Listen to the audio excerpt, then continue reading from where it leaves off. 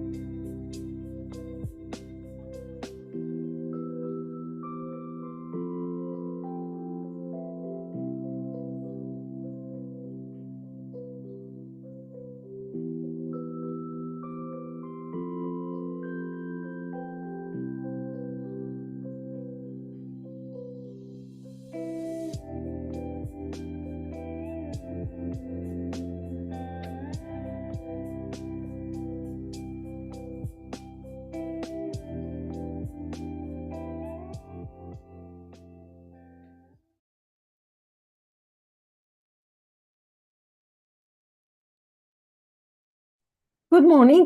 Welcome to this Atlantic Action Plan webinar. Just to announce a last-minute change in the program is that due to last-minute impediments, Marisa Lameiras da Silva will be replaced by the Deputy Director of Maritime Policy from Portugal, Sandra Cruz. So without further ado, I pass to Sandra Cruz, please.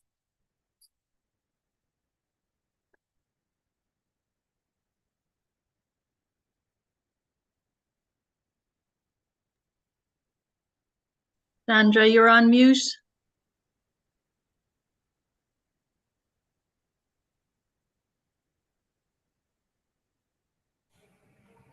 Can you hear me?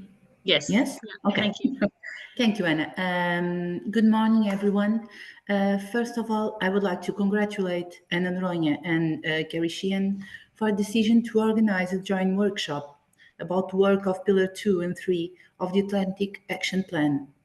Your decision reinforces the idea that the Atlantic Action Plan 2.0 pillars are interconnected and must have collaborative perspective. I would like also to praise my panel colleagues, Owen and Rika. It's a pleasure to share this opening session with you, and also praise national hubs and the assistance mechanism. A few weeks ago, we had the opportunity to attend the Atlantic Stakeholder Platform Conference, and as many of you know, some relevant side events happened, notably the Interreg Atlantic Annual Event and the Blue Synergies, maximizing funding impact in the Atlantic Sea Basin. And most important, we had the Atlantic Strategy Ministerial Meeting and the adoption of the Ministerial Declaration. The Ministerial Declaration emphasized the energy and decarbonization challenge we have to tackle and the role of the Atlantic Sea Basin to this end. In fact, the Atlantic Sea Basin has a high natural potential for offshore renewable energy, in particular offshore wind energy. Regarding the 4 Atlantic Strategy member states, the Ministerial Declaration emphasizes the combined non-binding goals of 25 gigawatts for offshore renewable generation capacity to be deployed by 2030. To achieve this goal, the main idea on the table probably is funding availability or technology capacity, which are important. But we need to have qualified human resources to help us to reach a combined non-binding goals of 25 gigawatts, and we need to do this without further delay. This goal is not simple to achieve, but we must take advantage of Atlantic potential and to advance to decarbonization and to reduce energy dependence from third countries. To accomplish this, we cannot forget the international situation. The costs rising as a result of international situation. We need to develop technology, produce raw materials, and very important, have human resources in numbers and skills. This is why it is very important to assemble stakeholders from Pillar 2 and Pillar 3 and to think collectively. What are human resources needs? How can we develop specific education and training? Then let me recall the Atlantic Stakeholder Platform Conference side events and recall one remark I said. Good projects cannot be halted due to the lack of funding. This workshop is very timely because good ideas and good projects will arise from the reflection and discussion. But we know that these projects need funding, and we have to work on that. The Atlantic Strategy Committee, the Commission, Interrex, and EA. Unfortunately, I won't be able to stay all the session, but some colleagues from my service are online, and I believe this will be an insightful discussion. Thank you all, and I wish you all a good workshop. Thank you. Thank you. We now follow Owen Leahy, please. Good morning. Thanks, Anna. So thanks to you, thanks to Kerry, to our National Hub for the opportunity to speak this morning. So good morning, colleagues, guests.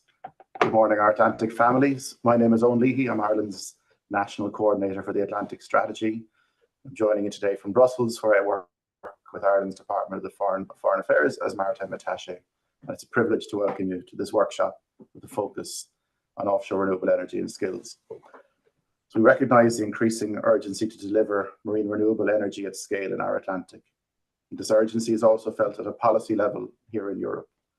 Just 2 weeks ago, the EU Commission delivered its communication on delivering on EU offshore renewable energy ambitions, where this conversation is happening on several fronts, as member states now are focused on delivery of the Green Deal, following the recent emphasis on legislation over recent years. In an era where the world is faced with unprecedented environmental challenges and a need for energy security, offshore renewable energy has emerged as a beacon of hope. In Europe, with our rich coastline, our plentiful natural resources and progressive policies, we stand at the forefront of this transformative journey. And today, we can convene to discuss the critical interplay between offshore renewable energy and the skills required to unlock its full potential. Just last month, at the Atlantic Strategy Ministerial meeting in Porto, the governments of France, Ireland, Portugal, and Spain reaffirmed our political commitment to the Atlantic Strategy. We did so by endorsing a joint ministerial declaration that had at its core a focus on cooperation, multilateralism, renewables, and skills. Europe has been a pioneer in harnessing the power of wind and wave and tides to generate clean, sustainable energy. Offshore wind farms have become a prominent feature and on the coastline of several European countries, where our Atlantic member states have set ambitious time-bound targets for increased delivery of offshore renewable energy. The transition to offshore renewable energy not only mitigates climate change, but also creates economic opportunities and jobs. Concentrating on these opportunities in the European Year of Skills, at the ministerial meeting last month in Porto, Kęstutis Sadauskas, the Deputy DG from DG Mare, reminded us that the Atlantic is a space for leaders in innovation. Our Atlantic Strategy is a space for these leaders to meet. In our agenda today, we explore the critical issue of workforce development and skills. As the sector expands, the need for a skilled workforce grows. We'll examine training, education, and skills required for the success of this industry and how we can foster the talent to meet these demands.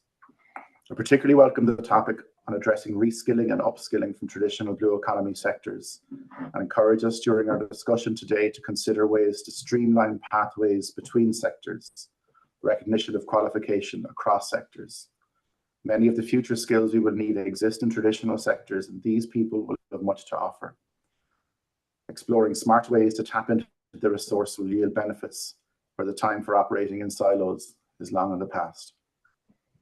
The topic of gender balance in this sector is also worthy of discussion.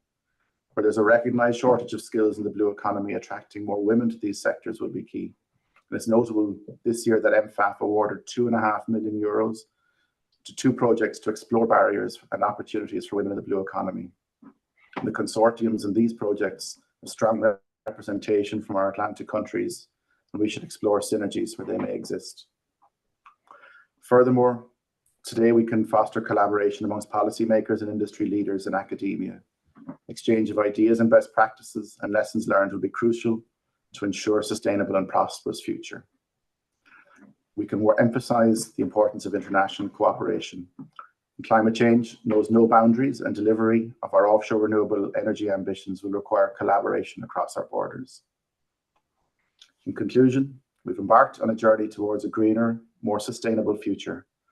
Offshore renewable energy is not just about the generation of power, it's about generating hope, innovation, and prosperity for the generations to come. I encourage you all to actively participate, share your insights, and engage in our fruitful discussions during today's meeting. I look forward to following the conversation. Thank you for attention, and let's make today a milestone in our collective pursuit for a cleaner, more sustainable Europe. Thank you. Now it's the time for Rebecca Rosalvogi, please, from the European Commission. Hello, good morning, everybody. Thank you very much, Anna. It's an honor for me to address you at this inspiring workshop today. Transitioning to a sustainable blue economy is about changing the way we make decisions and we regulate activities at sea with a coherent vision. This is why the European Commission adopted in 2020 a new vision that shifts from blue growth to a sustainable blue economy concept that embeds the sustainable use of the seas and the oceans. However, this approach asks every blue economy sector to adopt more sustainable business models, to develop clean alternatives, and reduce the cumulative effects of its activities on the marine environment. In this new vision, the priorities are clearly set in the European Green Deal, namely carbon neutrality, zero pollution, circular economy. Preserving and restoring our marine and coastal biodiversity and ecosystems. And these are not just environmental priorities, these are also economic opportunities. But we will not succeed alone. Higher education institutions are instrumental in this vision. First, we need to develop the skills, knowledge, and competence that is needed for students and lifelong learners. For the blue economy, this is essential. A workforce with the required skills also contributes to sustainable growth, leads to more innovation, and improves companies' competitiveness. This is why we have just designated this year, in 2023, the European Year of Skills, a year dedicated to the promotion of skills in all economic sectors in the EU. With the Year of Skills, we want to bring a necessary emphasis because of the twin digital and green transition that we undergo. As for skills, the offshore renewable energy sector is growing. Today, it accounts for around 80,000 jobs, and it is expected to create between 20,000 and 54,000 new ones in the next 5 years across Europe. However, with such a rapid development, access to skilled labor may become a challenge for the many specialized parts of the supply chains, and offshore-specific training will become more important as the activities at sea will grow. In this context, the industry will have to address risks of skills shortages. As stressed in the 2020 skills agenda of the EU and reflected also by the European Year of Skills, addressing skills challenges is a top priority for the Commission. For instance, the successful Blueprint Alliance for Sectorial Cooperation on Skills in Maritime Technologies, the MATES project, contributed to the setting up of a large-scale partnership for offshore renewable energy under the Pact for Skills. The partnership aims to attract new workers to the sector, in particular young people and women, and support training and reskilling of maritime technologies professionals. You will hear more about this very interesting MATES project during the workshop today. And to further underpin skilling for the clean tech transition, the Net Zero Industry Act proposal tasks the Commission to support the establishment of European net zero industry academies. The academies would aim to enable the training and education of about 100,000 learners each within 3 years of their establishment to contribute to the availability of skills required for the net zero technologies, including in small and medium-sized enterprises. We also have our Blue Careers Call among those flagship activities that we have the label of Year of Skills. This is all funded by the European Maritime and Fisheries and Agriculture Funds. The Atlantic Action Plan 2.0 also puts a special focus on ocean literacy and blue skills, as well as maritime and as well as marine renewable energies under a dedicated thematic pillar. And today you will hear more about these key sectorial areas during the discussions. And let's not forget about the European Ocean Coalition for Ocean Literacy, the EU for Ocean, that continues its efforts to make the ocean a concern of everyone. I very much welcome your collaboration with its communities, the Youth for Ocean Forum with the All Atlantic Ocean Young Ambassadors, and the Network of European Blue Schools with the target of having 25 Atlantic Blue Schools by 2025. So let's join forces to be able to attract new talents to the blue economy, upskill and reskill the workforce, and eventually bridge the gap between educational content and the real needs of the industry. With this, I would like to wish you a fruitful discussion. Thank you very much. Thank you very much. Thank you. So we will now continue with the first panel of setting the skills for marine renewable energy. So I will just briefly explain what is the purpose of this workshop. The pillar two of the Atlantic Action Plan is, as Reka was telling, it focuses on ocean literacy and skills. So it is a bit transversal. So all the other activities of the blue economy will need a very, very, very strongly skilled workforce, and will need more people. There will be more people trained for the blue economy. And one of the topics of application is, of course, marine renewable energies. This is why we decided to partner with Pillar 3, with our colleague, Kerry, to create a joint workshop to discuss synergies. What is the purpose of these workshops? These workshops have the purpose of sharing, putting in common what are the perceived needs and gaps to try to create partnerships that might lead to projects. There are calls, as you have heard, there are possibilities of funding, and there are other things that can be done just by cooperating with each other. So if we know what we need and we know what needs to be done, we can coordinate among ourselves to get it and get funds to do it. Now, I would like to stress the importance of blue skills in different let's say aspects. One aspect that we always think is about third education institutions and vocational training skills. We need that these skills be targeted for the green transition and for the digital transition. The other thing is all those who are already in the blue economy. These people need, many of them, to be reskilled or can be reoriented to new careers, new ways of working, to the new emerging industries, as is the case of marine renewables. And the other case that I will explore a bit more about is the young, attracting the young. We need to have more people being attracted for the blue careers because we need young people in the careers, a sector where people have upper middle age will not thrive in the future. We need to make careers more attractive for the young people. We want to make them want to follow a blue career and change this terrible idea that still exists, unfortunately, that blue careers are dangerous or that they are not well paid or that etc etc etc.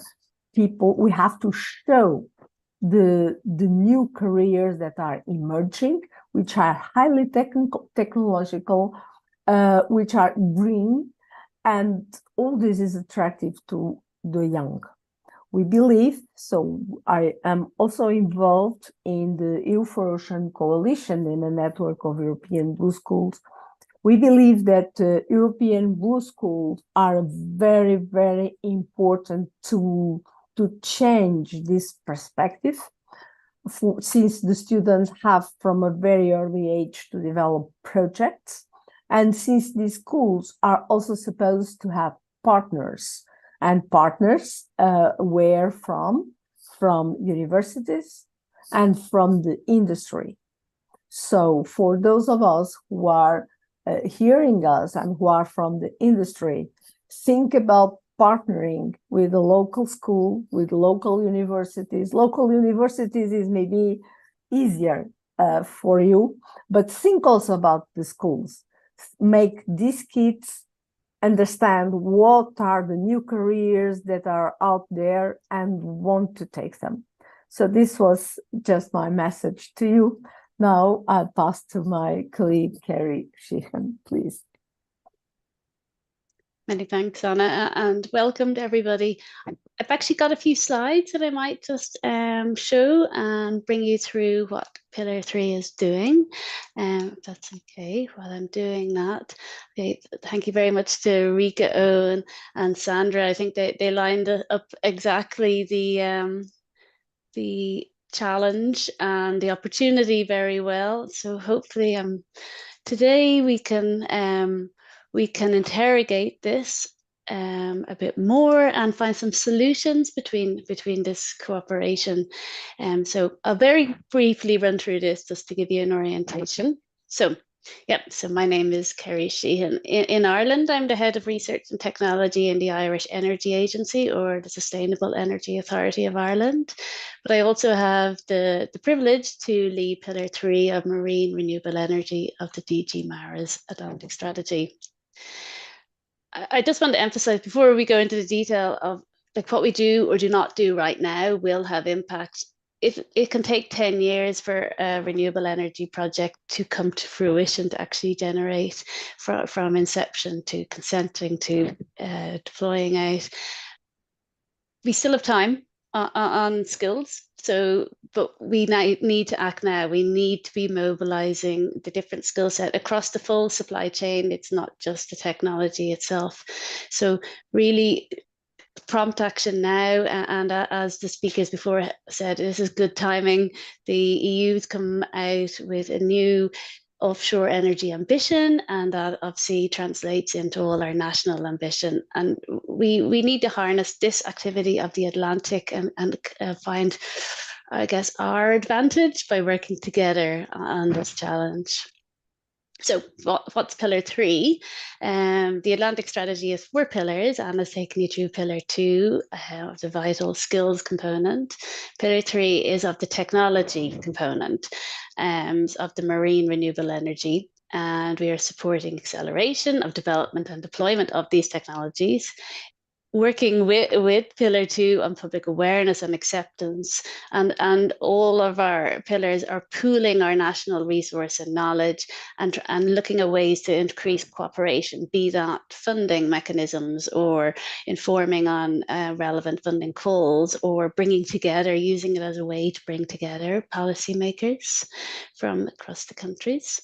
So what is marine renewable energy? Of course, I've got a mixed audience today, so some of you know exactly, but others could be a little bit vague on it. Like, we've seen the turbines out at sea, but then there's also wave and tidal, and creating energy of different capabilities and different capacity, and they're also at different levels of commerciality or ready to go out. Also floating solar and hydrogen is a byproduct of harnessing the power from the wind. So all of these technologies are at different stages of readiness. If we're looking at, so let me just show you here, you can see on the maps. So the top map is the Atlantic countries' wind capacity, and you can see that's huge. Calculations have said there's 2,500 gigawatts of energy that can be gleaned from the Atlantic, which is 36% of the EU's blue economy. So if there's 2,600 gigawatts available, and each gigawatt can power up to 1 million homes, there's quite a lot of potential out there. We've got around 0.5 gigawatts deployed at the moment, so we're working to a massive potential from where we are now. So really need to be getting our lining up our ducks to harness on this energy. So the Pillar 3 work program, it goes every 2 years. It works on a work program, and these 2 years we are concentrating on sharing and identifying the synergies, supporting the technology development, and enabling the collaboration. The next two diagrams below, so the middle is wave technology potential and then tidal potential. So you can see there's also very large wave potential. Again, as I said, fixed wind is the technology is ready to go out. Floating wind configurations for the floating are being bedded down, but there are some trials going out, and many countries are doing demonstrators in that area. Again, with wave, it's the same. It's lower TRL, but demonstrators are beginning to go out. Some are out indeed. So it's supported. So technologies need to be supported to bring them along, but people needed to do it. So this is our overall work program. Now, don't mind the detail of this. This is just to show you the breakdown of how we're going to do our work program. You can see on 3.1 in November, the task force came together and we were talking about local common gaps. So it was just everybody was having conversation. Oh, just to say that the task force is made up of representatives, obviously, from Ireland, France, Spain, and Portugal, and we have people from governments, national agencies, some from academia, and we have representation from the Commission, and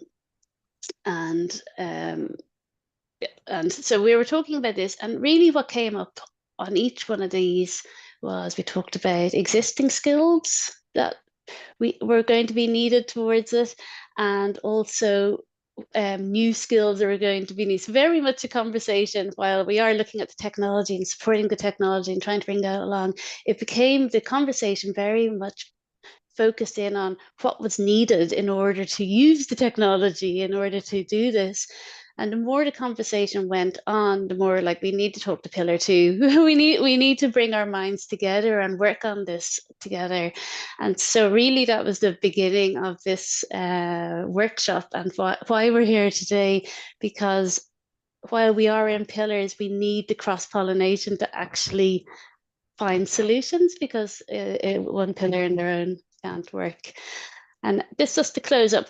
And really, as much as we identified we need skills in order to realize marine renewable energy, we also need a healthy coastline. We can have sustainable energy, but we need a sustainable environment as well for humans in general into the future. But we also need ports and gateway and industry hubs for the blue economy. So really Pillar 3 is very dependent on the success of the other 3 pillars. Cannot realize that 2,500 gigawatts of potential without the success of the others. So really looking forward to the discussion today and identifying how we can help from the Atlantic countries to move this forward. Okay, thank you very much. Thank you. So we now pass for the next panel. Please, if there are questions, put in the Q&A. But the next panels will be really the panels where I am sure you will have many questions. I hope so. So next panel is challenging for the blue careers in the green and digital transition. And the first speaker will be Jan Mannix. Good morning, everybody. Thank you for the invite to present this morning. I'm just going to... sorry, Jan. I think I'm the moderator. I will do just a brief presentation of the panel. Okay. So, Frederico, I'm sorry. Introduce you both, and then you can follow. Okay. So good morning, everyone. Thanks for the interest in being here. My name is Frederico Ferreira. I'm Blue Tech and International Relations Manager at Fórum Oceano. Fórum Oceano is the Portuguese Blue Economy cluster. And we are also national hubs, Portugal national hubs for the Atlantic Action Plan. And since Ana Noronha is the Pillar 2 Blue Skills Coordinator, we also support the Pillar 2 in their task. We have two speakers in this panel, Ian Matrix from the Irish Seafood Board, that will present a recently blue skills strategy for this traditional sector called the Next Wave. And then we will have Anna Brittimel from WaveEC that will present what future of offshore wind means for jobs and skills. Both Ian and Anna Brittimel are members of the task force of Pillar 2 in the case of Ian, and Pillar 3 regarding marine renewable energy in the case of Anna Brittimel. So without further ado, Ian, and sorry for this interruption, the floor is yours. No problem at all. Thank you very much. I'm just going to share the screen here, so bear with me. I just check that anybody can see that. Not yet. Not yet. Liz, I might ask you, could you share if you can? I'll try. I will try from here. Yeah. Perfect. The joys of technology.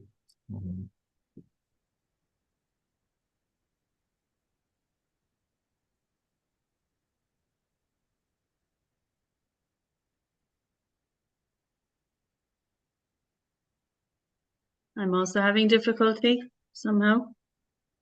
You popped them over to me. I can try. Yeah. 1 second there now. So it's only given me the option to present in Teams. Another sec. We'll have. Hold on. I think mine is going to come now. 1 sec. Okay. Now we are seeing your screen. Yeah. You're seeing mine. Okay, perfect. Great. Oh, yeah. Okay, that's great. So everybody can see that. So thank you very much. I've been warned I only have 5 minutes, and I've probably already taken up one of that. So this has told me to be very fast. So I give you 7. Okay. I give you 7. I give you 7. Oh, very good. Great. Thank you. Well, firstly, thank you very much for the opportunity. So my name, as you said, is Ian Mannix. I'm the Skills Manager for BIM, Bordis Camara. We are the Seafood Development Agency. And I'm just going to give you a very, very quick run through of our recently launched Next Wave, and it's our skills strategy for sustainable seafood sector running over the next 5 years. So for those of you who don't know BIM, we're the development agency who work across retail, seafood processing, aquaculture operators, and also our fishers. We provide a wide range of services from funding to technical knowledge to market insights across Ireland, helping companies sell and grow and harvest seafood in Ireland and abroad. So the reason the skills strategy came about was we realized that we need to have a strategic approach to the ongoing development of skills that we currently offer. My unit offers over 1,000 training places to industry each year. And we also needed to, I suppose, to develop a more strategic approach to the skills that might be needed for the seafood sector and indeed the wider maritime sector as we face into the future. So the ambition and I suppose the vision that we would have is that when we deliver on the key goals of the strategy is that the Irish seafood will be able to navigate the challenges and opportunities that we're facing currently, such as Brexit, increased costs, fuel costs, etc.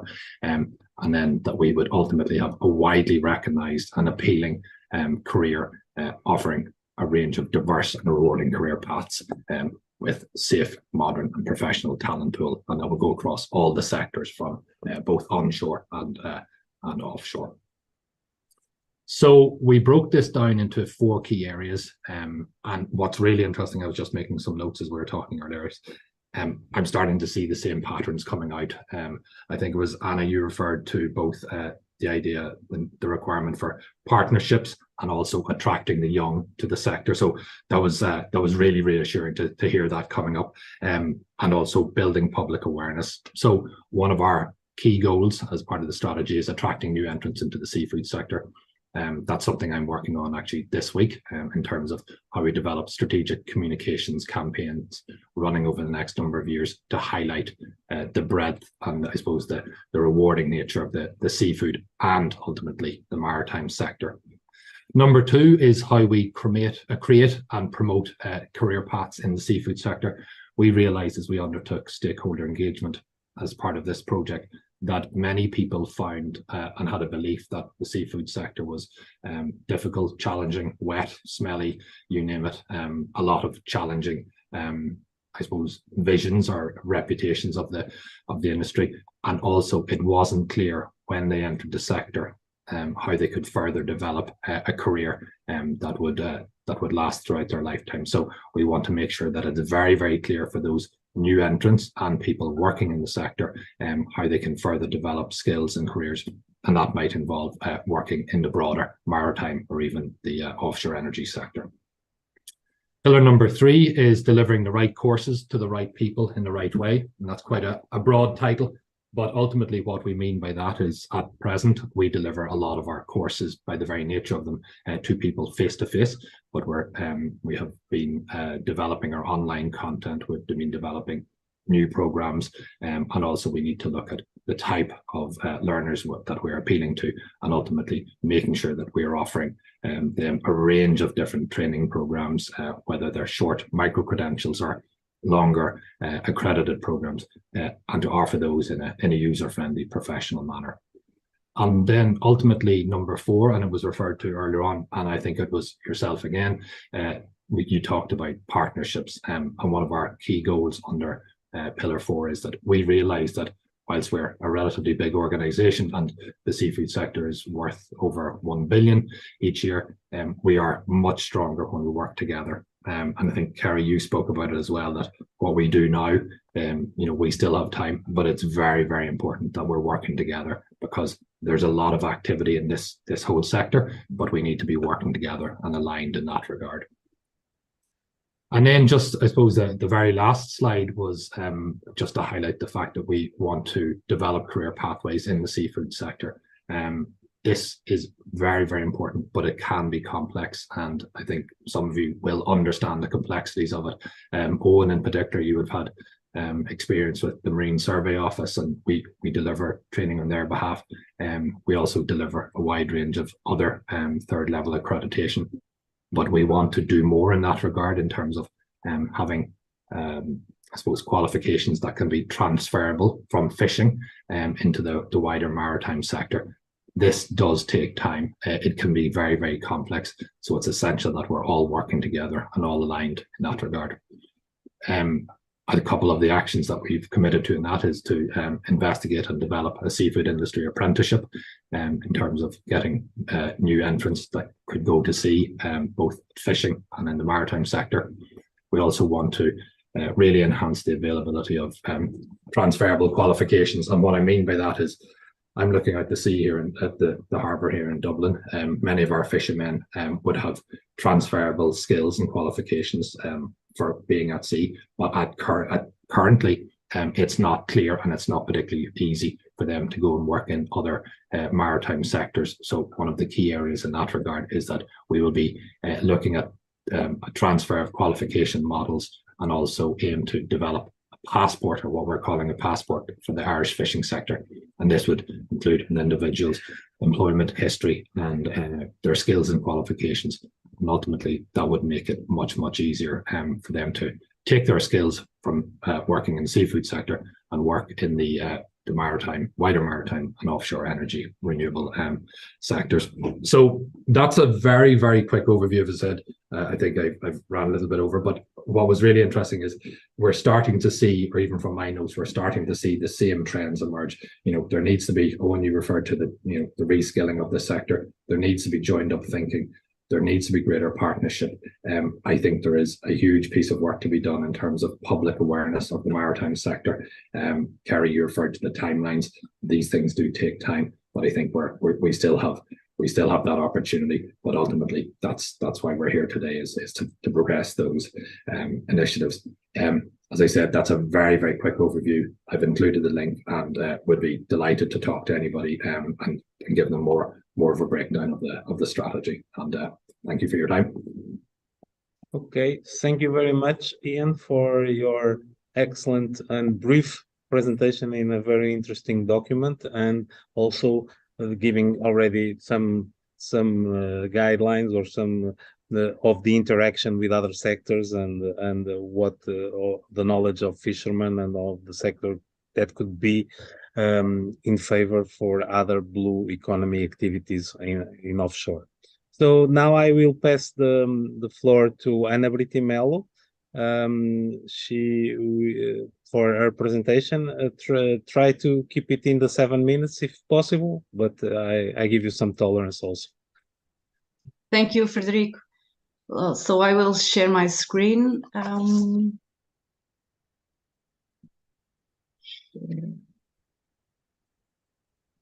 Okay, we are seeing it. I believe you see it. Okay, great. Okay. Good morning to all. I'd like to begin with a set of numbers on offshore wind for Europe. So in 2023, in the first quarter, Europe installed 20 gigawatts of new offshore wind capacity. So 212 turbines were connected to the grid across 6 wind farms. And this represents 40% of the capacity forecasted by the end of this year. So in this last decade, we see a remarkable growth in the offshore wind energy sector. So now Europe's installed offshore capacity stand at 32 gigawatts connected to the grid in over 13 countries, 6,166 turbines, 129 wind farms connected to the grid. So there are a number of significant commitments made by countries. For instance, the Ostend declaration cited this year with 9 countries to build 120 gigawatts of offshore wind by 2030 along the North Sea and Irish Sea. Another agreement for countries around the Baltic Sea, and also countries in the Atlantic and in the Mediterranean have established their own governmental targets. So all this combined, there is an expectation to achieve 150 gigawatts by 2030. However, achieving these ambitious targets, it means to rapidly increasing the rate of offshore wind deployment. So this calls for innovation and collective efforts of nations, industries. In these missions, there are 3 relevant aspects: supporting the scale-up of offshore wind manufacturing and supply chain capacities, and the third one, skills. So the European Wind Power Action Plan that was recently launched by the European Commission, it lays out actions that should be urgently undertaken in order to achieve this objective, and is structured into 6 main pillars, and skills as one of them. So there is no doubt that the industry will require more skilled workers. Offshore wind farms, they are more challenging to build, operate, and maintain, and thus require specialized knowledge and skills. The offshore wind industry consists of various project phases, so from development and construction to grid connection, operations, maintenance, and jobs can vary depending on the project phase. So it is crucial that the capacity building efforts are targeted across the entire value chain of offshore wind. So from development of a project to decommissioning, there is a need for offshore specialized workers in technicians, ship crews, operators, engineers. as well as experts with knowledge regarding everything from logistics, health and safety, environmental aspects to regulation, financial aspects, and this is to name a few. There is a discussion on what influence the network of jobs. I listed several topics. For instance, advances in offshore wind technology may require specialized positions in engineering, data analytics, robotics, environmental requirements. Roles may evolve as the regulations change. If a region invests in developing a robust local supply chain, this will affect jobs in manufacturing, logistics, and support service. The use of digital technologies, community engagement, as the industry expands, this will be very relevant. It is already. Health and safety, it's a key aspect of offshore wind jobs. So speeding up the process of supplying workers to the offshore wind industry. There are several crucial aspects to consider. The first one is recognizing the unique offshore environment. So it's not just transposing jobs from land to the offshore. Building consensus around the roles and requirements needed for the offshore wind energy workforce, collaboration with educational institutions, detailed assessment of existing training, coordinate the development and expansion of programs, and develop comprehensive workforce planning strategies to anticipate the specific skills needed at different project phases. I think this, in a brief, it summarizes what I'd like to say in my 7 minutes. Thank you. Okay, thank you very much, Anna, for your presentation and for the challenges of the sector regarding skills. We know there are different challenges that offshore wind faces and also the other marine renewables, but skills is certainly one of them. So maybe I will do the floor. If the participants wants to put a question, please use the Q&A. But I will put the question to each one of you. So starting for Ian, and since you already mentioned, could you tell us a bit more about your views on how you see the coexistence of marine energy and fishing, and how this relates with your blue skills and your strategy? So because we already we have this talking a long time, and in the upskilling of the fishermen to the challenges of the sector, but fishermen, there have been on sea for many centuries, so they have a know-how of the environment. So please, if you can see how you incorporate that in the new wave strategy. I'll try in a very succinct manner. First of all, Frederick, I think it's very complex, and that's what I was referring to earlier on. A couple of things is, we, as I said, our organization trains fishermen, only fishermen. That is our focus. The sign above the door is the Seafood Development Agency. However, we are very aware of the wider moves within ORE and government moves in that regard. We would be naive to think that our fishermen and fishers would not potentially want to work in that area. Particularly depending on the type of fishing, such as pelagic fishing is very much a, mackerel, herring, it's very much a seasonal, particularly a winter, autumn fishing sector. There is no reason why people who work in that area could not and should not also be able to work in the offshore sector. They have a huge amount, as you said, Frederico, they have a huge amount of maritime skills. So the skills required for skippering or working on a boat, whether it's a fishing boat or whether it's a service vessel or a supplier survey vessel, they're very, very similar. Safety at sea is safety at sea.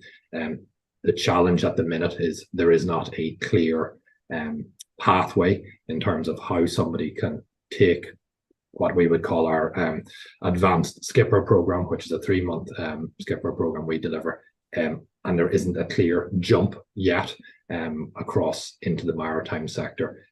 We have been starting to have initial conversations in that regard with the likes of the National Maritime College in Ireland. And I suppose the way I would look at it is that these fishers would have, I'd choose a figure, say 70% of the skills required, and they would need another potential bridging course to cover that other 30%. So they would need to be upskilled in that regard. And also it's not just a program, it's also the legislation, because we deliver training for fishers, the NMCI, etc., deliver training for seagoing crew, and while there's a lot of overlap, there isn't at present a very clear career path. So that's one of the challenges that we've been working on. As I said, we've been having those initial conversations, and for anybody who is interested and might get a chance to read through our strategy, I should say it's not a long document, you will start to see that thread coming through, where our focus is obviously on seafood sector, but also we want to make sure that people can have a viable career and live within coastal communities. So it's I would see it as a balancing act, but there needs to be, and I keep saying this, there needs to be joined up thinking in terms of the qualifications to enable people to move between the two.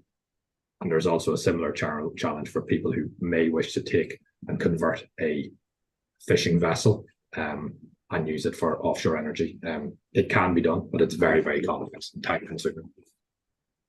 Okay, thank you, Ian. I think the word here is dialogue and putting and having in account these different uses of the sea and what we can work together and see the best benefits for everyone, and take profit also from the knowledge of people that have been around and that can have new careers or upskilling careers regarding offshore activities, even in the seafood sector, like offshore aquaculture and things like that. So very interesting point of view. So now, Anna, I will give you the 1 million question because you set the scene very well. So, and the targets that we are aiming are challenging, but how can the industry attract more skilled people? We need to attract young people, and start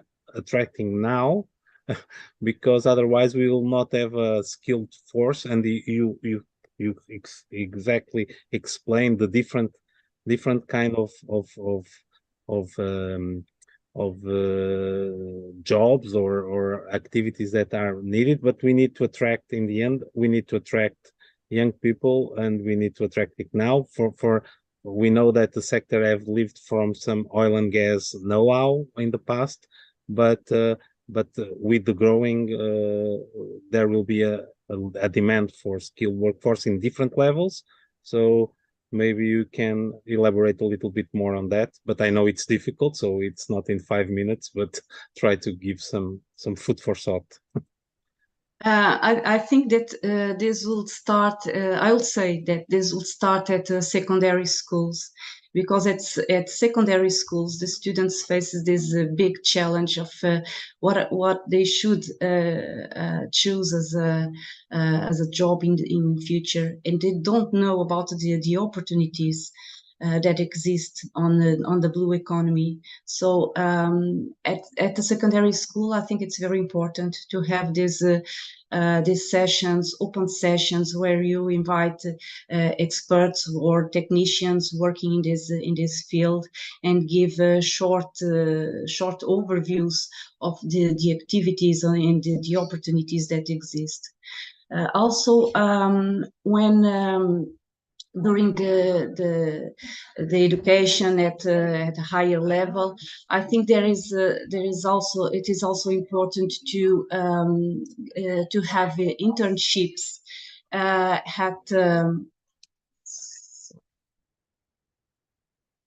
so to have internships close with the industry. For instance, WAVEC does this in a regular basis. We have interns working with us and with a specialized. They come with specialized training, but they also are involved in the activities that we gave here. For instance, training sessions for all about our ongoing projects. There is much to say about this, indeed, but I think that what is important is a close collaboration between industry and academia to be sure that that the academia and training organizations that they give the training aligned with the demands or the needs of the industry. Not sure if I responded fully to your question. Yes, and I know it's difficult, but yes, I think you gave a good short view on it. And as for instance, at Forum Oceano as cluster, we have this we have the industry, we have the academia, but skills are always in our mind also, because without skilled people, we will not have a competitive blue economy and a sustainable blue economy. So we need to put these worlds in dialogue, and so I think you set the scene very well. And also this kind of internship or contact in local with the industry, I think it's important. So I don't know if we have questions from the audience, or since we are a little bit delay, maybe. So please tell me if there are any questions. I don't think so. No questions at the moment. No further ones than the ones you had already. So maybe we could pass the floor to the next moment of our program. And thank you very much, Ian and Anna, for your contribution to this panel. I think we have a very interesting dialogue between both of you. So I will pass the floor to Lucia Fraga. She will present the results of a very challenging project where we were also partnered with MATES and the Floors project.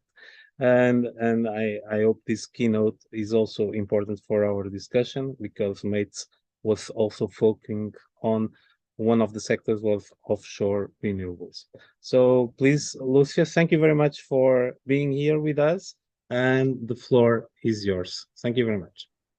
Thank you very much for the invitation, and I am sorry because I just could participate, follow part of the discussion, and I will present today some of the results of the MATES project and the ongoing initiatives that we are promoting for a better profit of the capacities for the offshore renewable energies.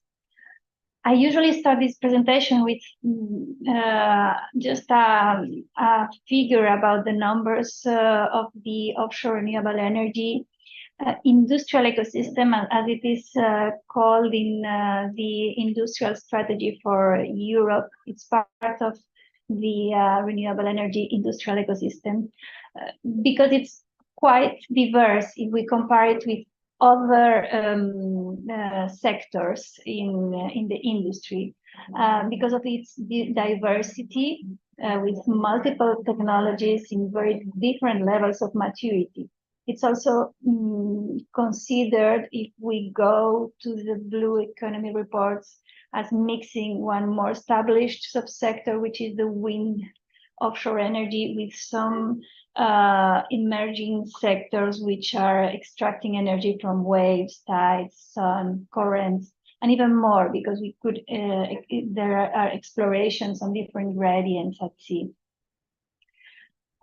We identified in 2021 about 54 kilos new jobs expected in the next 5 years, but these numbers are being reviewed at present because the high expectations of the sector make us think that this could even change and rise even more.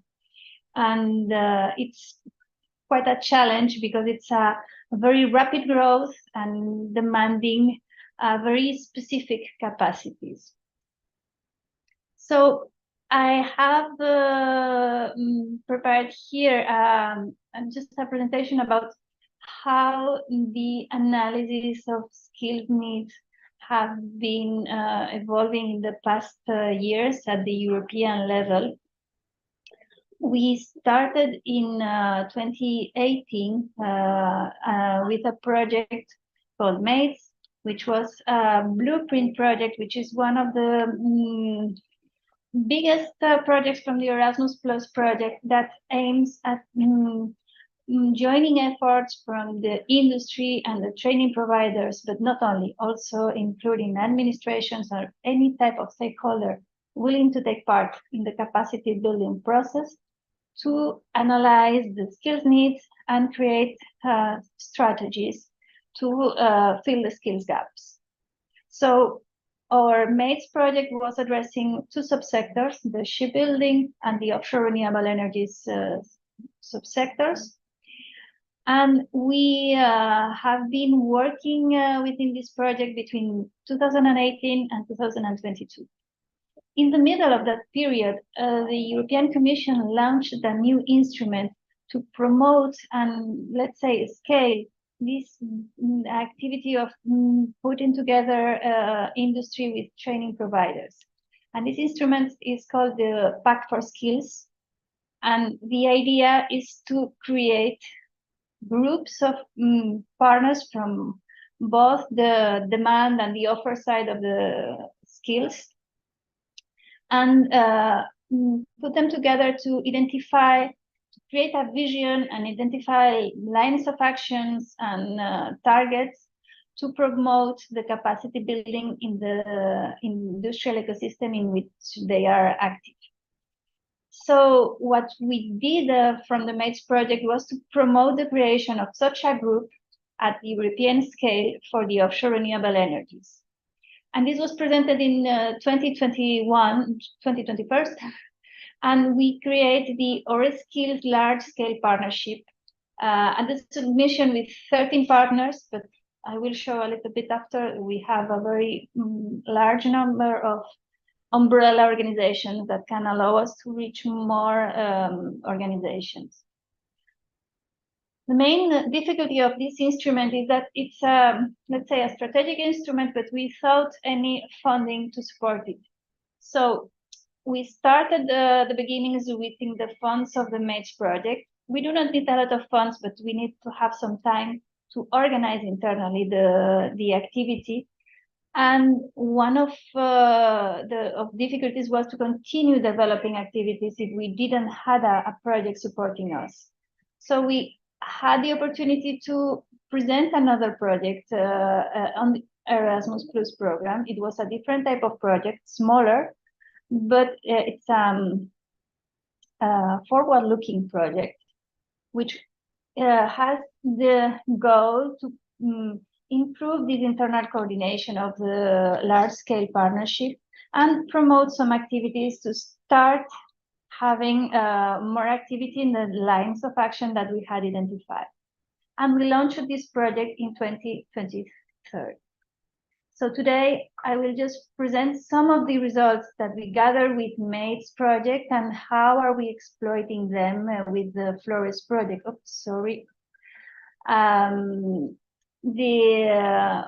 will not go very deep because there is a lot of information, but I hope that this can also be useful for those that are searching for further information, because we have a lot of documents issued from MATES, and we are going to soon start providing new results from the Flores project. First of all, we create this maritime technologies skills strategy with 32 recommendations to the main stakeholder groups. And we have also a long-term action plan on sustainability, which launches how to put into practice those recommendations. These are examples, sure, for the different type of stakeholders. I will show afterwards a small image of how it is presented and what are they about. We also identified more than 900 trainings addressing the offshore renewable energies and the shipbuilding. About 500 are addressing the offshore renewable energies, and this was for the period of 2018 and 19. And we transferred those results to these large-scale partnerships addressing the maritime technologies in the Pact for Skills, which are two. The one we had promoted for the offshore renewable energies and the shipbuilding partnership. There are also connections between both because of many of the partners are partners of both groups. The type of recommendations that we arrived at are, some of them have arisen in the discussion you held before, and are some recommendations that are going to arise in the different discussions about the capacity building for the offshore renewables. And I'm not going to go through the 32, but just we grouped them in, it's about 9 groups of recommendations. The first one was about boosting cooperation. This has risen up very recently, and it's a clear need to enhance this education industry cooperation. Attracting talent, it's a group of recommendations also. We also proposed different examples on how to create proposals on how to develop these recommendations. But for sure, this is a strategy and it's quite open. The idea of this is to inspire, to propose how to do it, and then open the field for the different stakeholders to take action. Promote skills intelligence. We have to know what is expected to be needed in order to be prepared. We cannot invent courses from one day to the other, but if we identify future needs, we can start the preparation with time enough, as it has been done within the MATES project, and it's been done with the FLORES project. So there are some recommendations also regarding this. Improve the training offer. This is something like continuous that we have to continue doing, but we have also a set of recommendations for doing so. We have very specific recommendations for the offshore renewable energies, which have been classified as such, because we grouped here some recommendations that could facilitate the capacity building. Some of them are related with these career paths and conversion that has been mentioned by Ian recently in the discussion. There are many there are actions to be done, for instance, within the shipbuilding sector that could facilitate this acquisition of capacity for the offshore renewable energies. We have a set of recommendations also addressing that digitalization and also the multi-purpose skills. This includes the transversal skills, which are very necessary, but also some multidisciplinary skills, which are very relevant when we are talking about the maritime environment. Some recommendations are addressing the active learning, and some others, the mobility. And we have included here also some of them related with the online mobility, if we can speak about online mobility, but also the blended use of the online and the in-person.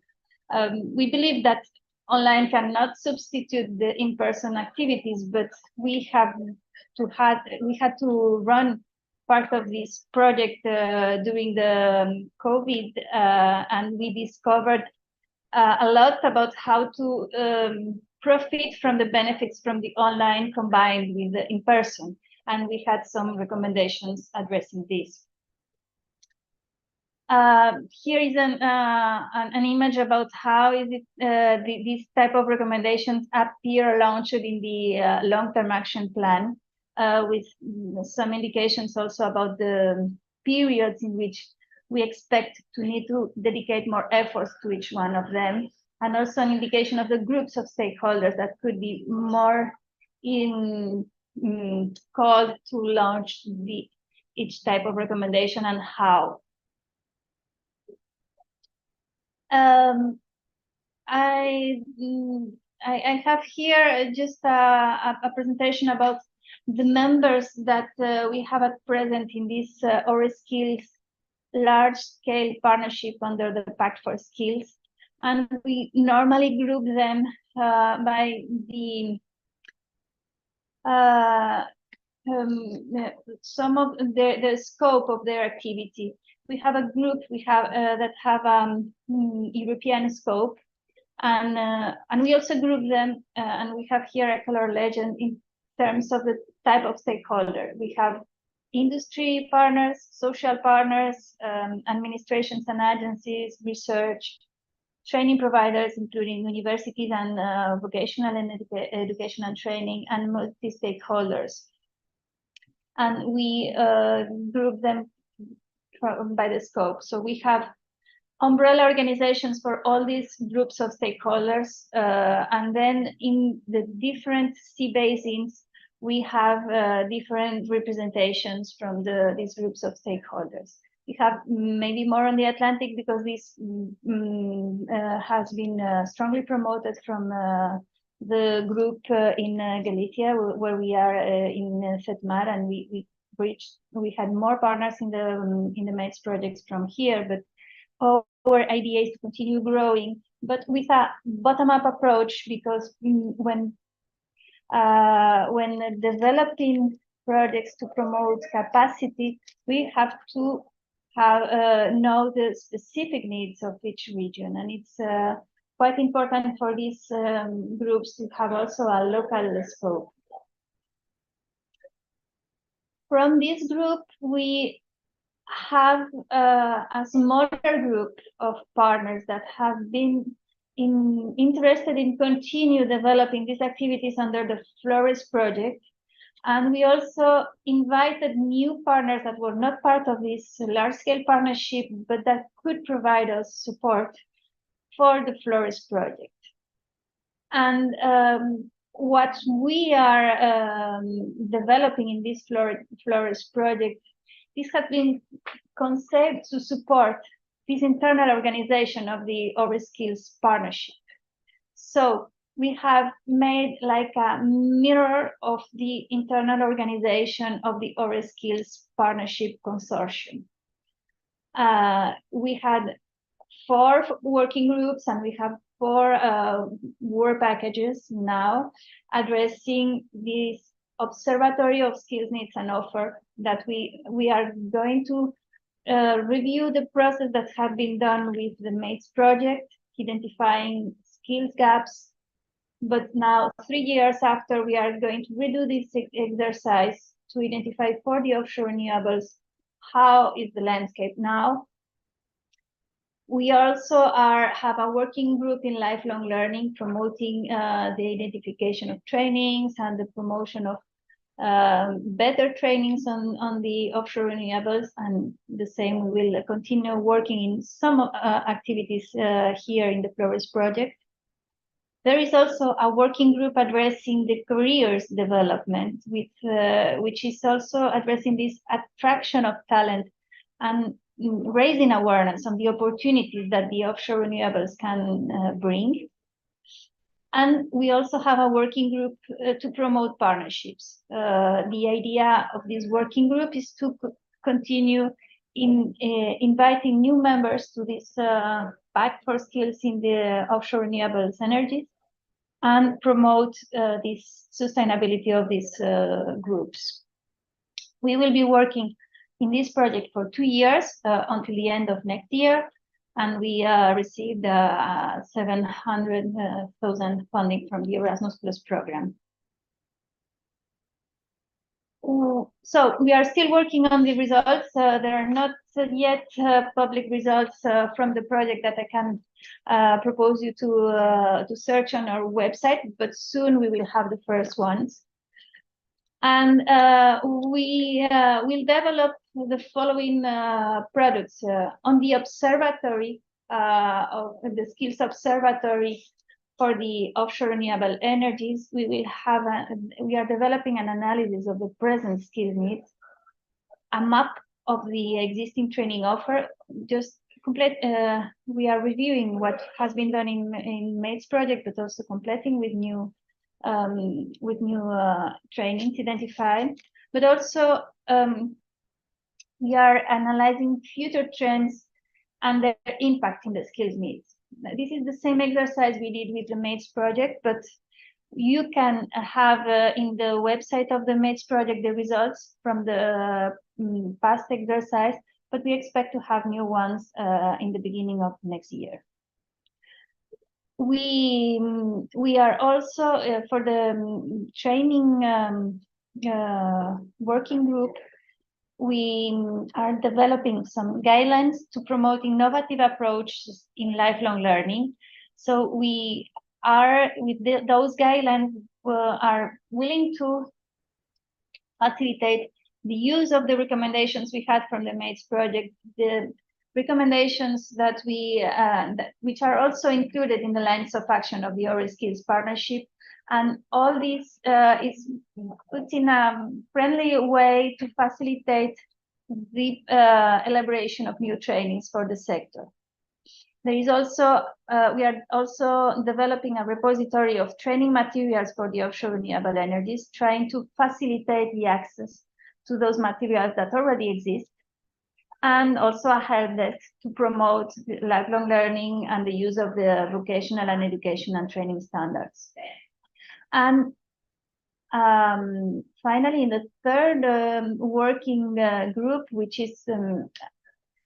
has this top-down approach, let's say the observatory, the repositories, and all these materials are, let's say, with a wider scope, with the idea to facilitate to everyone what exists and facilitate for adaptation in the local communities. So even if the observatory will have specific results by countries, there is a wide scope in the analysis. And the same happens for the career and job opportunities in the sector. We are developing some multilingual educational materials to facilitate the integration of the presentation of the sector, the sector opportunities in the training centers. We are focusing on secondary, as has been suggested by Anna, but maybe we could even go further and start talking in some way about the occupations on the sector before, because sometimes the sooner you start, the sooner people start thinking, oh, this is something I like to do in my life. So we are, some of those materials will be very easy to use in different contexts, like small videos presenting people working in the offshore renewables. But well, we are mainly focusing in secondary in any case here. And we also will continue updating the occupational profiles for the sector as they are described in the ESCO database, which is the European Skills, Capacities and Occupations database, which describe within a multilingual approach. I don't remember the exact number of languages that are included here, but all the European ones are. Each occupation in terms of the skills and the knowledge necessary for its development. And then with a regional bottom-up approach, we will test some of those materials and also continue promoting the building of a community of users and organizations willing to promote the capacity building in the sector. So some of the training offer identified will be adapted for its use in 4 pilot areas.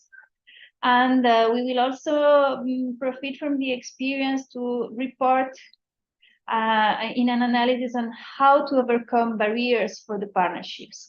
And this is an analysis that we would like to make, because we are always pointing that we need two joint efforts from the industry, the training provider, the administrations, but those efforts, those connections require efforts from all the sides.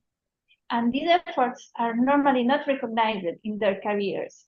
If you are a researcher, at the end of the day, you are going to be evaluated on the number of publications, not on the number of enterprises you have involved to create a curricula for your students, or the number of internships you have been promoting. But the efforts you should dedicate for this connection are huge. So this is one of the bottlenecks of our recommendations, and we would like to continue exploring that. So I will invite you also to... Thank you, Lucia. Can you conclude to move to the panel? You can also in the panel the last interview. one, yes. So please to move, because we are a little bit out of the time. So if you can conclude, thank you. Sorry, because you invite me to talk about this and I'm passionate. Just my conclusion is that you can follow the project on with the newsletter and just put the address. And we are starting to in this creation of the pilot experience community. So, or if you are interested in the process or in any of the areas, or just to follow up, just contact, because we are it's an open process and the idea is to grow. So that's all from my side. This is just for those that will receive the presentation about how to take part in the oral skills partnership, and that's it from my side. Okay, thank you very much, Lucia. I know how passionate you are with this thematic, and you've been working for a long time in these issues. And we also collaborate in MATES. That I think it was a milestone in this kind of projects. And so thank you for your keynote. But well, without further ado, we pass to the panel where you participate, also moderated by my Irish colleague from the Pillar 3 coordinator, Kerry Sheenan, and with three panelists. So Lucia Fraga, that you already know, Céline Liré from Oceanopolis, and Peter Coyle from the Irish Marine Renewable Industry Association. So, Kerry, the floor is yours now, okay? Thank you very much, Federica, and that was very interesting, Lucia, and indeed the panelists beforehand. Like we do know from looking at the EU ambition and the national targets that the sector, the offshore renewable energy sector, needs to scale up 5 times by 2030 and 25 times by 2050. And really listening to the seafood presentation, to have that proactive and timely engagement and report is really valuable right now, because the scale up is going to be a mix of education and transferable skills. So to have that kind of clear actions that can be taken for a pathway, and hopefully we can turn around a wet, smelly and lifelong career perception, and to do that is great. And certainly Anna's wish list for her speedy actions is exactly what we need. And yeah, Lucia, it's great that this initiative is here, and that this existing, and we'll be closely tracking it for the end of this year. But from the original project and feeding into this, what's the configuration between the different skill set, be it the trades or PhDs or degree or masters, or indeed a professional of legal and finance? Is there an optimal mix between all those that was coming out?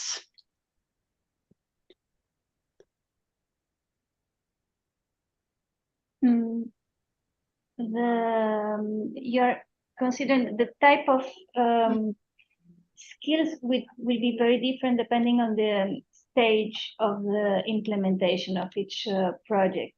So we will have, let's say, different groups of skills needs, for instance, on the beginning when it's a matter of presenting the project and starting to build up an offshore renewable energy project, there will be a lot of needs related to the design and implementation and the identification of the best places in which it can be developed, and a lot of multi-purpose skill as well. There will be interactions with other sectors, but later on in the process, there will be a huge need of other operational skills for running the devices, and also for the maintenance. And even later on, that we will start needing, and I say we will start because the first dismantlings are starting in the north now, to have new requirements of skills related to the dismantling. And this is also one of the reasons because for which we are proposing to combine this top-down approach with the bottom-up approach, because you need really to adapt to the exact needs you have in that particular moment and in that particular region. For these higher profiles, there is a lot of mobility and people that is going from one place to the other. But for the operational ones, there is a general work with the communities that are already set in the region, which is quite relevant also. And I believe that the sector should highlight this because it helps. Regional advantage, I suppose, for fostering. Thanks very much. Your treasure trove of information on this, and welcome Peter and Celine to the panel. Great to have your input. Maybe I'll give you a moment. I'll give you a moment each just to introduce yourselves and let everybody know kind of your area, and then we'll chat some more. Peter, would you like to? Yes. Good morning or good afternoon, I suspect, with some people, everyone, and thank you very much for inviting me to join this panel. I'm the executive chair of the Marine Renewables Industry Association, which represents offshore renewable energy in Ireland. And if I could just, Kerry, make a couple of opening remarks just for a second or two. My sense from this workshop is one of relief that this issue is actually being tackled by policymakers and being thought through, because it is of vital the offshore renewable industry. We're going through a very difficult time throughout Europe. Low prices for electricity in relative terms has meant low prices has meant ultimately that is going through a very difficult time, and that many companies building turbines, for example, are losing money. And many of you may have seen the fact that who are one of the key suppliers of wind turbines offshore are going through a rescue at the present time. And all of this tells me that offshore renewable energy, which is so critical to making Europe, making the European Union energy independent and zero carbon, the Offshore Renewable Energy Committee is like a tapestry, if you like, with all sorts of pieces sewed together. But if any piece unravels, the whole tapestry fails. And let me give you one very quick example.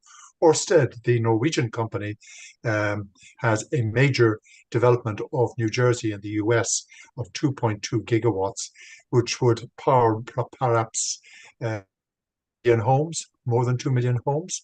It was abandoned last week, amongst other high prices and support vessels off New Jersey. Now, there are unique American dimensions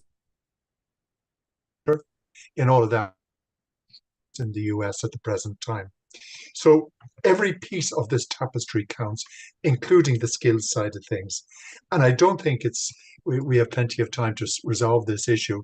We're facing extraordinary ambitions in Europe in regard to offshore renewables. We have 16 gigawatts of offshore wind installed in the European Union. And the ambition of the member states, not mandated by the Commission, but reflecting a collection of statistics by the Commission, suggests that the member states want to install, I think it's 111 gigawatts by 2030. So if I were to come on to specifically skills, I was taken by Lucia's response there a moment ago as to how you differentiate between the different categories of skills. At the outset, yes, you do need the PhDs, the postdoctoral researchers, the mathematicians, so forth, to get. But I think it's a problem that is more readily solved than when you get to the point of deployment and the point of operations and maintenance once wind farms are installed, and they require a lot of operations and maintenance. There are serious shortages worldwide of mariners, just to take one example at the present time. And in Ireland, for example, we need at least 2,000 extra mariners from a very small starting point by 2030, just because of offshore renewables. So I think initiatives, ideas, views on the supply of skills, particularly at the more operational applied end, is a critical issue going forward. Sorry, that's a very long-winded introduction. No, thanks very much, Peter. It's great to get your insight. It's good that it's energizing you and your thoughts. That's great. That's what we need. So, Celine, perhaps you could let everybody know where you're from and if you've had any takeaways so far today. Hello. Thank you for inviting me to this meeting. Very, very interesting. I'm the scientific director of Oceanopolis. Oceanopolis in Brest, in France. Oceanopolis is a scientific, technical, and industrial culture center and dedicated to the ocean. And my main work focuses on the link between ocean science and society. And perhaps to complete what discussed this morning, I would like to speak about the social acceptability of marine renewable energy. And the degree of acceptability of a project to install, for example, offshore wind turbines is part of the public consultation phase in France. But even if the local population concerned wants to limit its environmental impact, coastal inhabitants mainly don't want wind turbines on their coastline. This is quite difficult today to install this kind of wind turbines or other marine renewable energy. And there are numerous questions. They are worried about noise pollution during construction. They don't want these elements spoiling their sea view, which has been the same for decades. They will no longer be able to go to sea to fish in this area. They consider that the environmental damage would be very substantial. They feel dispossessed of this coastal space that belongs to them. This question corresponds to a lack or absence of knowledge on the subject. Considering the ambition, the European ambition for 2030, there's a real challenge around renewable marine energy to promote their social acceptance. This means informing as many people as possible about these technologies, explain how the installation works, sharing scientific knowledge as well as misunderstanding. But in this mission of maritime acculturation, the role of all the stakeholders involved in the development of marine renewable energy is essential. This means that local authority, companies, operators, and so on need to be involved in long-term awareness-raising initiatives.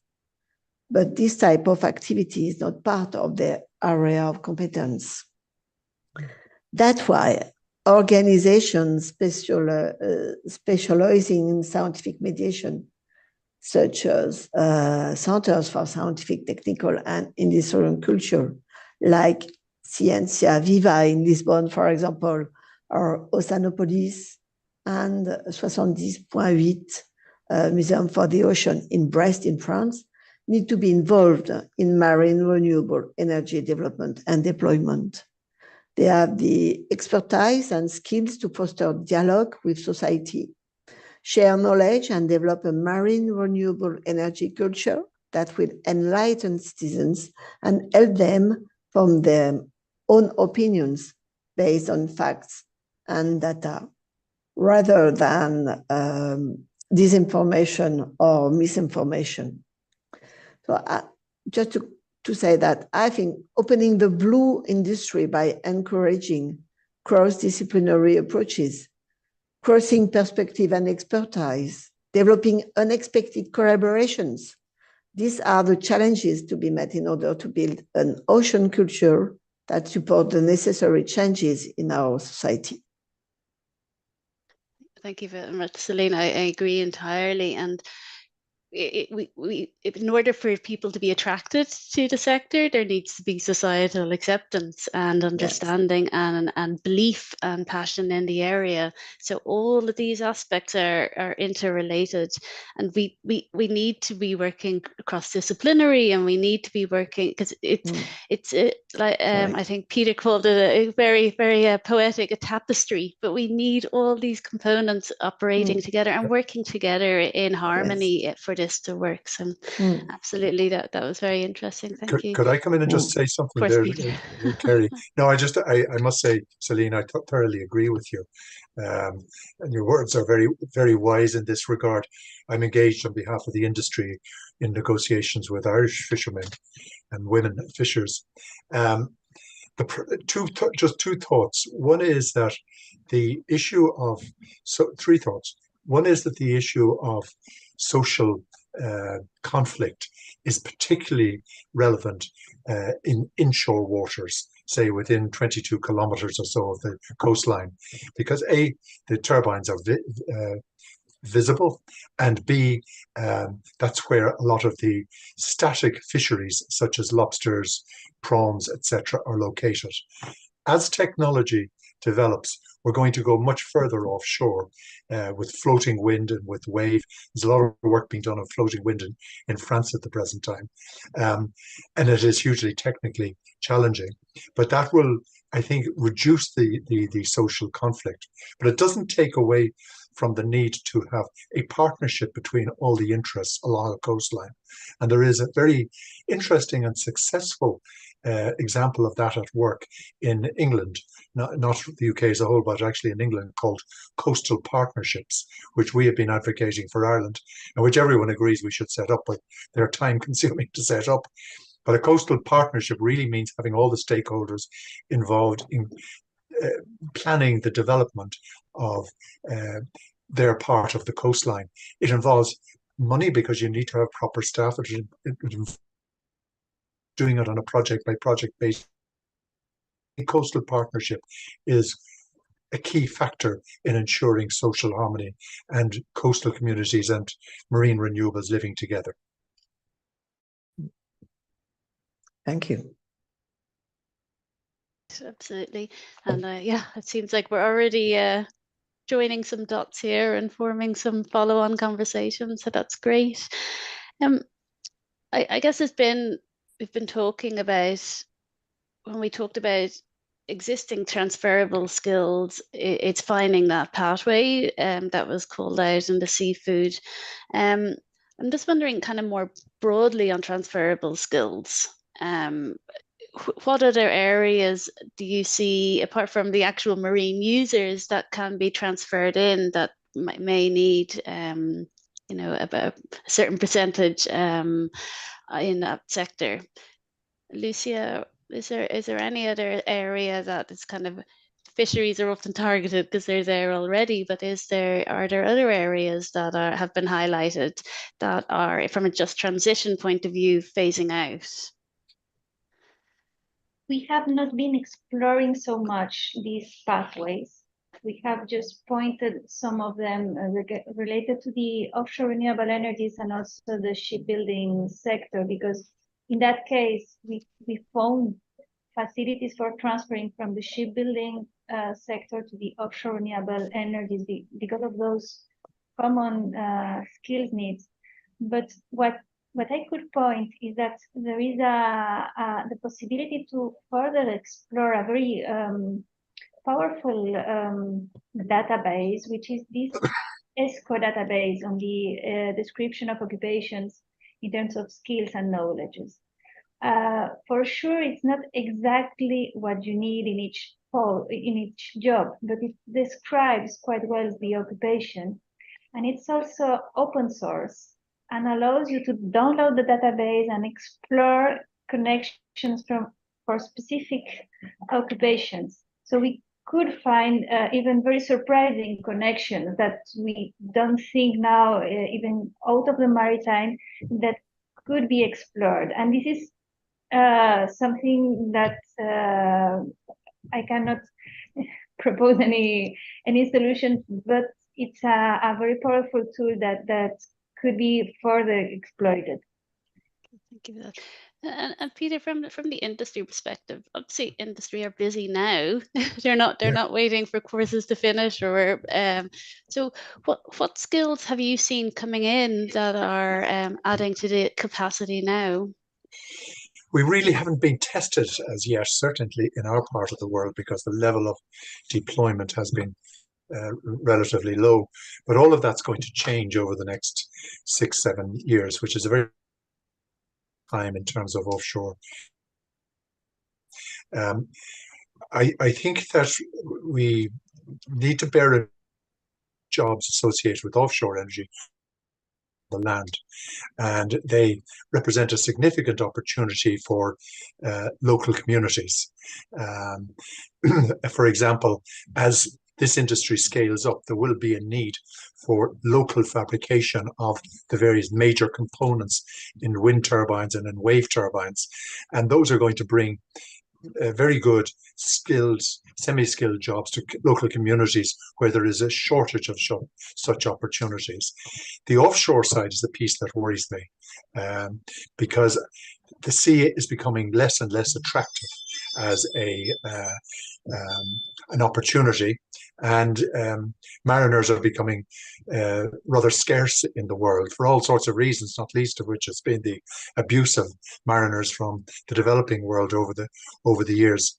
So we need to, I think, in particular, think about how do we attract and retain people in the mariner side of things, and that probably requires a great deal of imagination. It might require special personal tax incentives, for example. It might involve providing special status to people from outside the European Union who come in to work offshore. It might involve giving mariners an opportunity or a route to shore-based jobs later on in their lives. But I think if we don't solve the mariner side of things, we have difficulty. I think ultimately we can find and train people to work in major engineering opportunities, and they are major. It's interesting, there's a new blades factory just opened by Siemens near Le Havre in France, and that employs 800 people. And it's an enormous facility, and it'll be busy from now till the end of time. And there are other examples of major employment opportunities ashore arising from offshore renewables. The skills needs are not necessarily easily solved for such locations, but the marine operators, the people who go to sea in one fashion or another, that's a special case that we really need to think very imaginatively about. Celine, would you like to add anything? Just perhaps to give you what happened in France. In France, there is an association called CINAV for Campus des Industries de la Mer. Different maritime stakeholders joined together in this association. It is located in Brest, and it brings together companies from the maritime industrial sector, coastal regions, education authorities, ministries, and professional groups. And the aim is to find solutions to meet the needs of the industry in terms of training, jobs, and skills. So this association, CINAV, is working closely with the national education authorities to promote careers, including those related to marine renewable energy, of course, and to add modules to existing training courses that meet the industry's current needs. And they build the association builds a label, CNAV label, and during the last 6 years of existence, about 160 maritime training courses have already been awarded CNAV label in France. So it's quite a success for the moment. I think it's interesting that France is a very good example of how traditional French centralized planning and direction has paid off, because France has a thriving, modern, highly regarded shipbuilding industry. Firms like Naval, Pirou, Kership, Socranam in Boulogne-sur-Mer, etc. That hasn't happened by chance. It hasn't happened solely due to entrepreneurship. There's been a large amount of central direction. And I think countries that want to generate and retain jobs in offshore renewable energy need the same level of central ambition and central direction. And it's very interesting in the French case, France doesn't have an enough, but it is in the new technologies, particularly floating wind, where it has early deployments, it's doing a lot of R&D work, etc. It's kind of the racehorse that you didn't expect to be in the race, but it's galloping up the track, and it could pass some of us out in terms of taking up the coastal opportunities, which France needs on the west of France coast in particular. But I guess, well, to all three of you, if I kind of break it down by kind of time scales, what's our low-hanging fruit that we can implement right now, from each of your perspectives? What's our no regrets action that we can do right now from your areas? Lucia, do you want to go first? No regret actions. I don't know if this exists, but I believe that there is a lot to do in raising awareness and communication, because most of the bottlenecks that are being found in terms of developing the offshore renewable industry are related to that, as Celine has pointed in her first intervention. And we can see that in many regions and areas and the debates that are here. So I believe it's related to awareness raising, but also to communication, because we see sometimes that the different groups meet together and talk, but they do not communicate enough. And at the end, there is not effective communication there. So I believe that we have a lot to do there, and it will impact in many aspects, not only there, but also in the attraction of talent, and also in the better connections in the teams. We have presented that there are a lot of people with mobility. We have very multicultural groups working in the sector. So all the improvements in communication will be probably a non-regret action, because I always regret something about what I do. Yeah, for sure. We need a diverse workforce. So yeah, how we bring them in needs to be diverse, for sure. Thank you, Celine. Would you like to add to that? Just to say, communication and mediation, it's very important, scientific mediation. Yeah. And so no regret, and only very impatient with future action. I think there are many things to do, and so we start to work with different companies which manage windshore turbines. So it's very, very interesting. There are a lot to do. just go and do it is your message. Yeah, absolutely. Peter. Two initiatives that I think we could take without any regrets. The first one relates to the higher level people, the PhDs, etc. I think increased funding and more commitment across the European Union to renewable energy R&D in various ways. Kerry would know I would say this, but I think that will attract sufficient people of a scholarly bent into the area, and they can, spread out and work in due course for engineering consultancies, developers, and so on and so forth. But to deal with the issues at the higher levels of educational attainment, we need to put more money and effort into research and development in marine energy, because that's the way you solve that problem. And then the second one at the lower level is to really try and get our heads around and our hands around the issue of attracting and retaining people in offshore mariner type activities. If we don't do that, we'll have serious issues. Yeah, no, that's yeah, absolutely.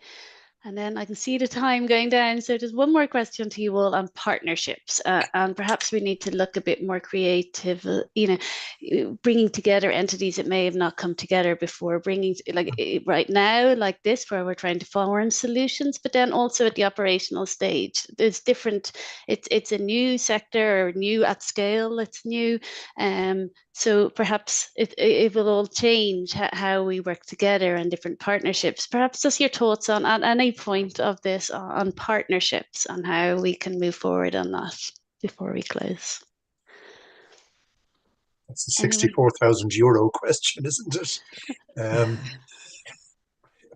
Partnership. Look, offshore renewable energy in particular is extraordinarily complex, and people are working in an extremely hostile environment.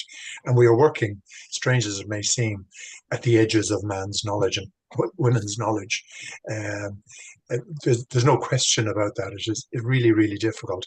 I think partnership has to operate at 2 or 3 levels. There has to be a partnership between differing and possibly clashing interests at a local level. I spoke earlier about coastal partnerships.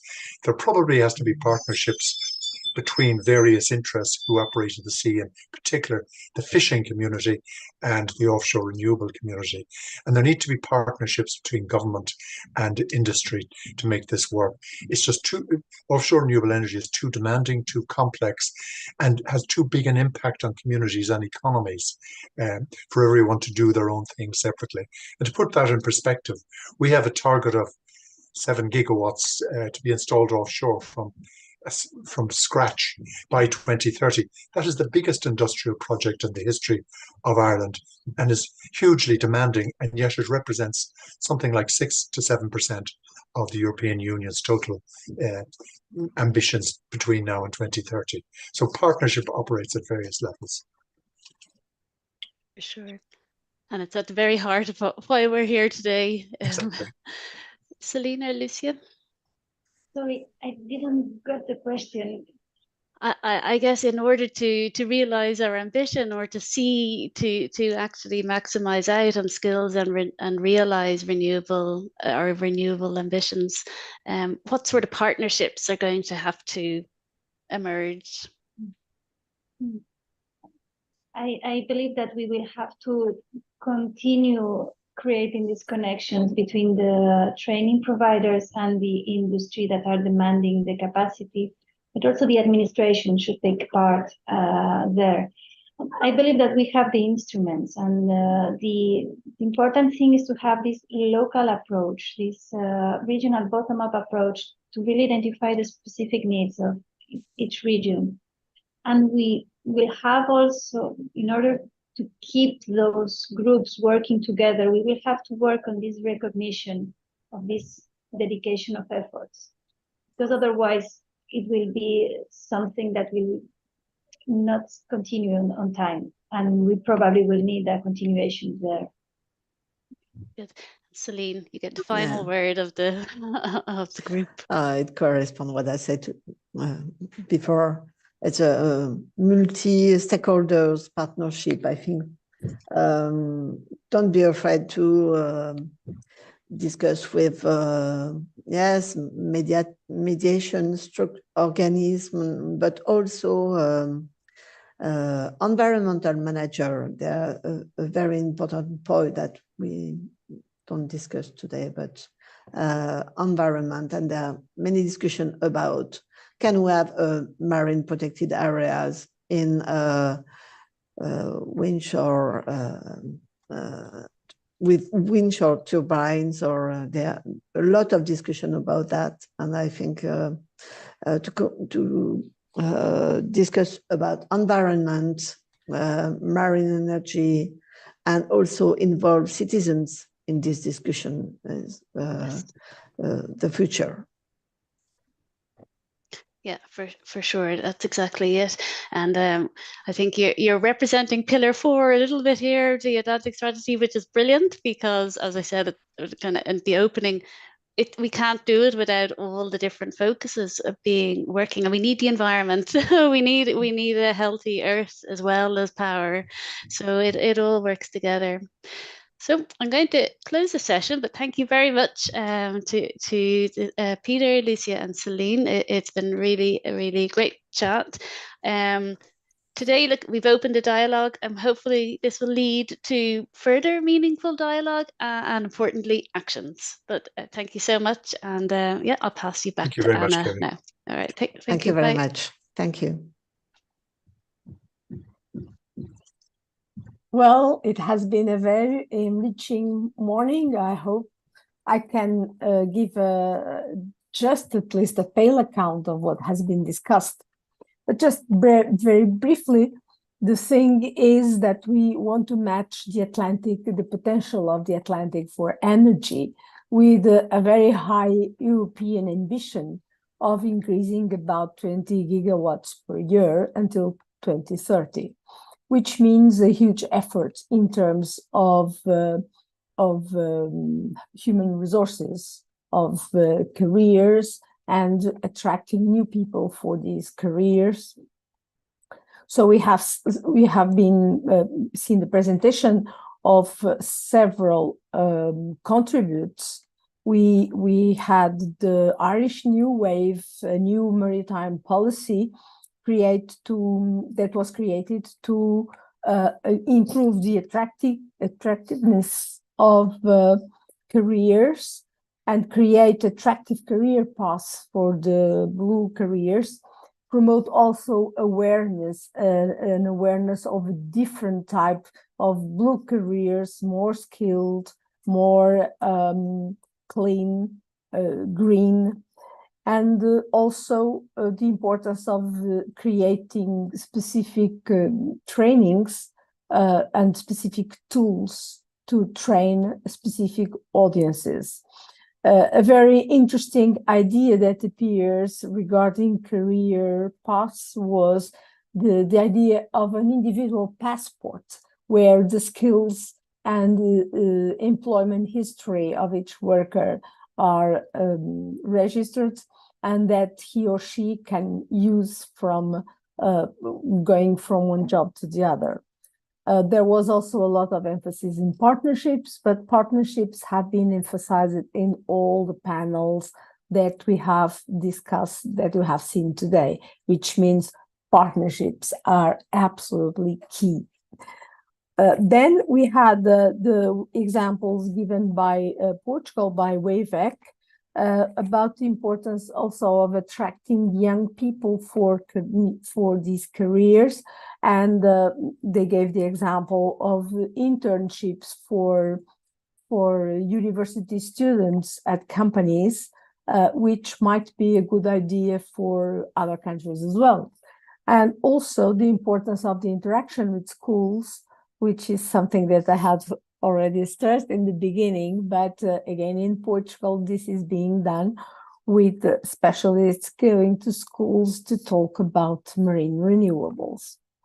Then Lucia Fraga made a very complete presentation framing basically what was the MATES project, the importance of the partnerships essentially in shipbuilding and marine renewables, and how there was a continuity now in, again, establishing partnerships for marine renewables and applying the results that have been found through the MATES program, applying them through these large alliances of partners.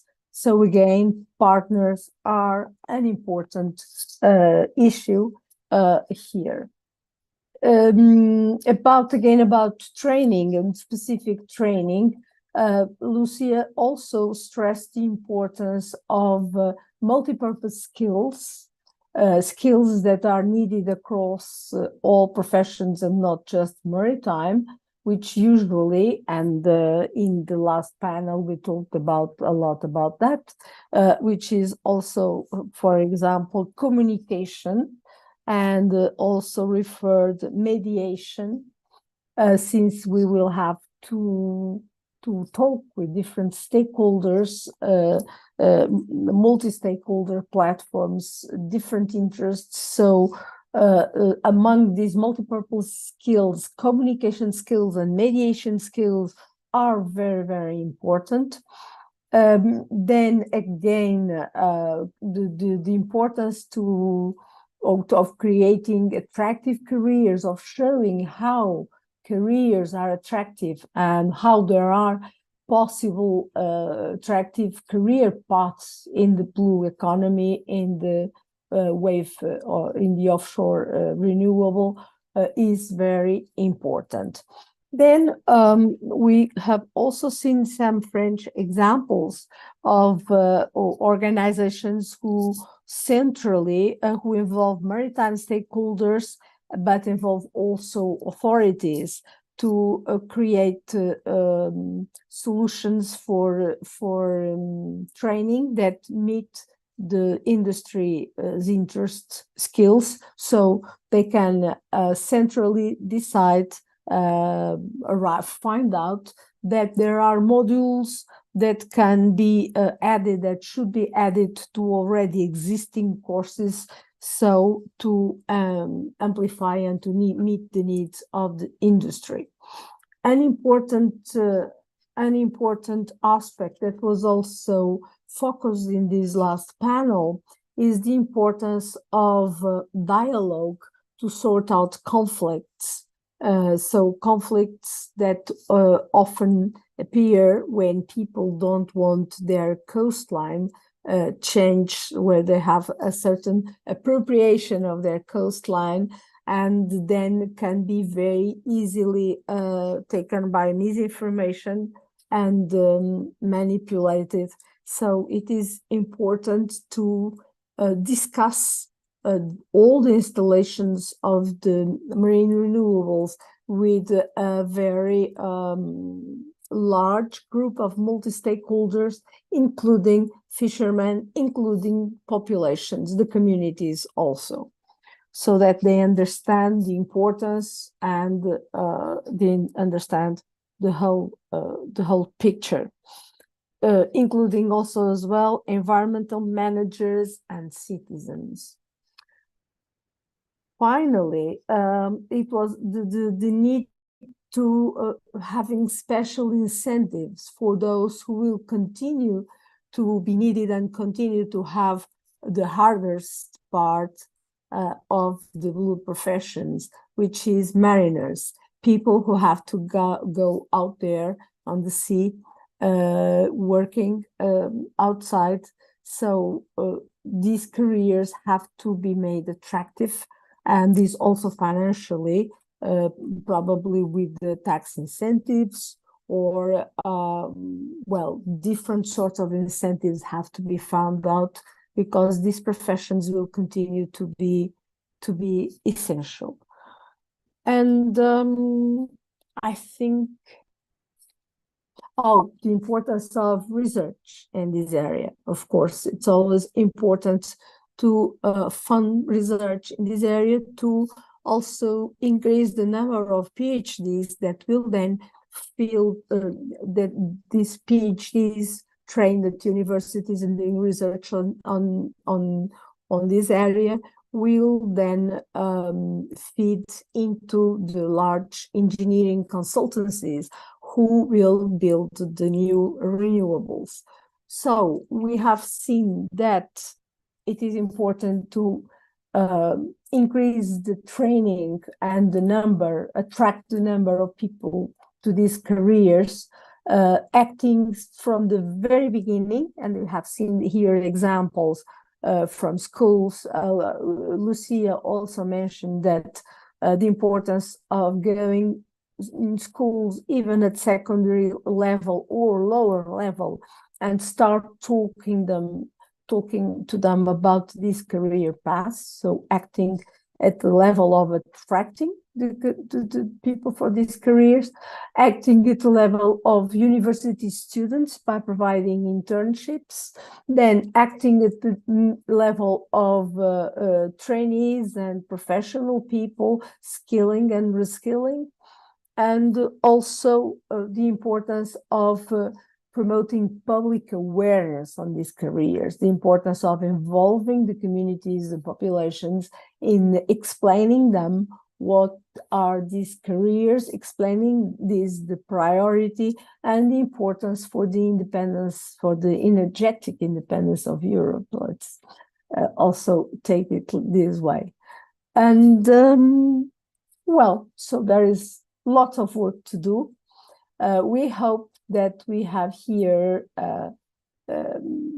created some conditions that these people continue to work together, that new partnerships are formed, and that new projects will be created, because it's by projects that we take action. We take action by solving problems and creating new results and new partnerships. So thank you very much. We will be with you. Please, this will be online, so you can also see again this workshop. Thank you very much.